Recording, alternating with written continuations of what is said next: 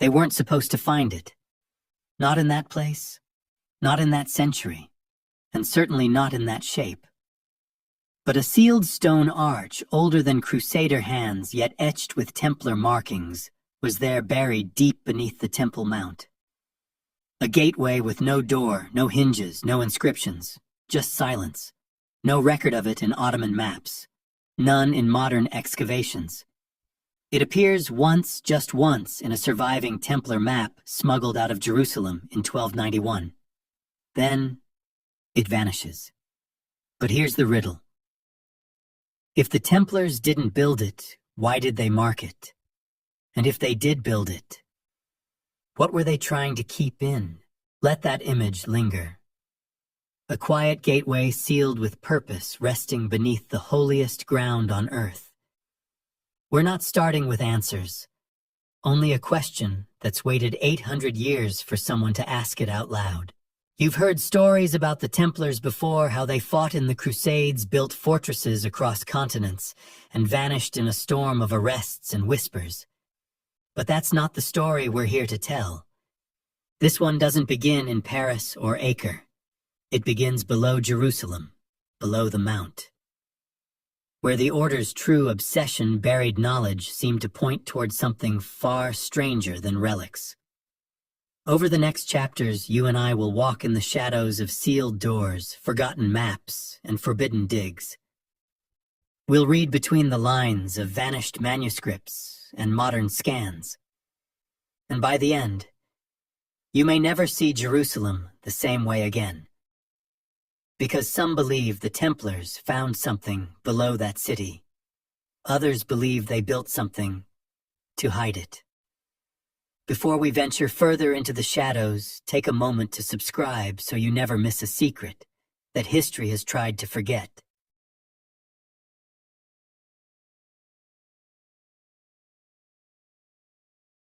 It always starts with a vow.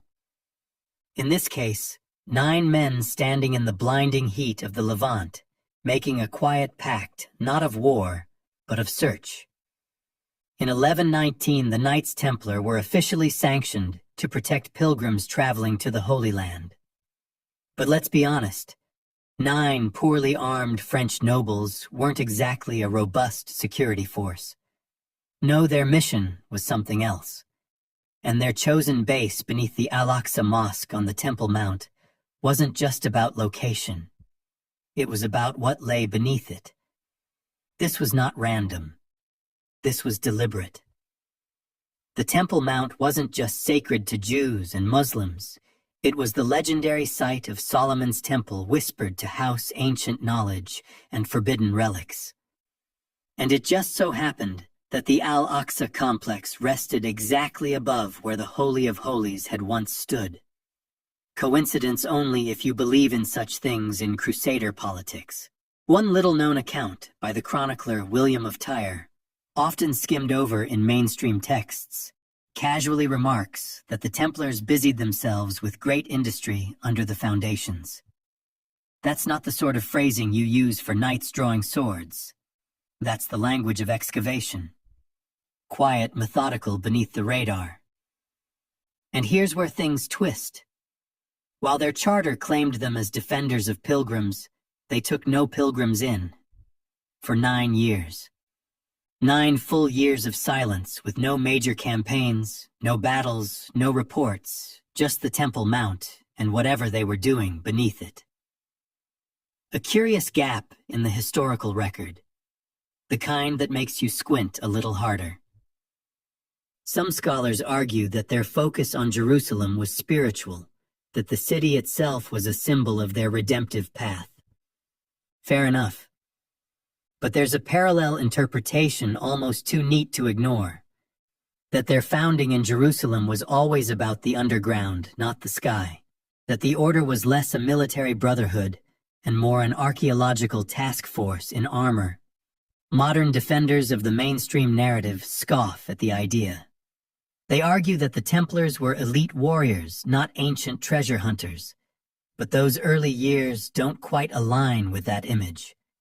And if you trace back their noble lineage, several founders had connections to esoteric monastic groups, some of whom believed that divine knowledge had been hidden quite literally in the earth. This isn't just theorizing. An obscure parchment found in the Vatican's suppressed archives, the so-called Carta Judea, makes a fleeting mention of the Franks who dig near the place of Solomon for secrets kept from the Second Temple. It was never officially authenticated, and yet, somehow never fully discredited either. Funny how that happens with inconvenient texts.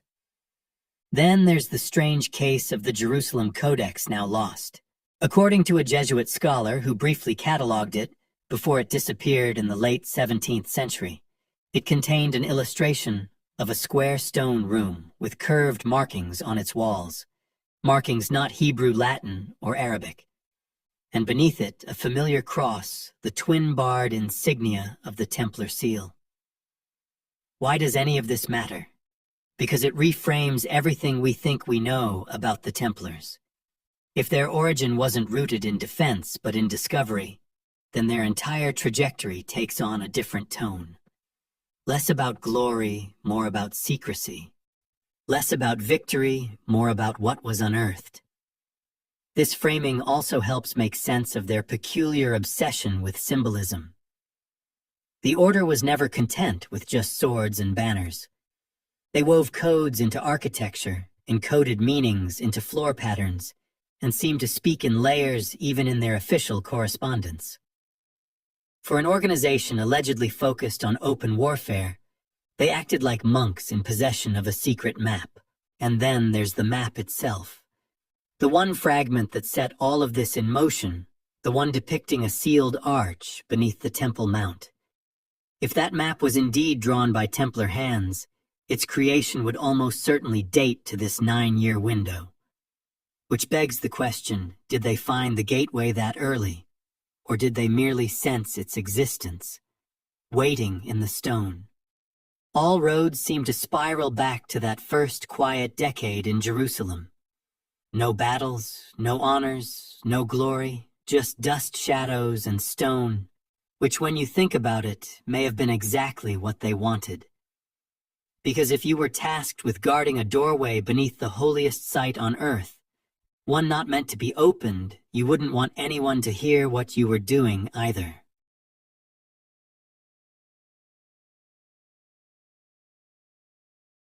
From the moment the Templars were granted residence in the Al-Aqsa Mosque, the symbolism was electric. To the uninitiated, it was just a matter of logistics housing knights in a large structure near the temple.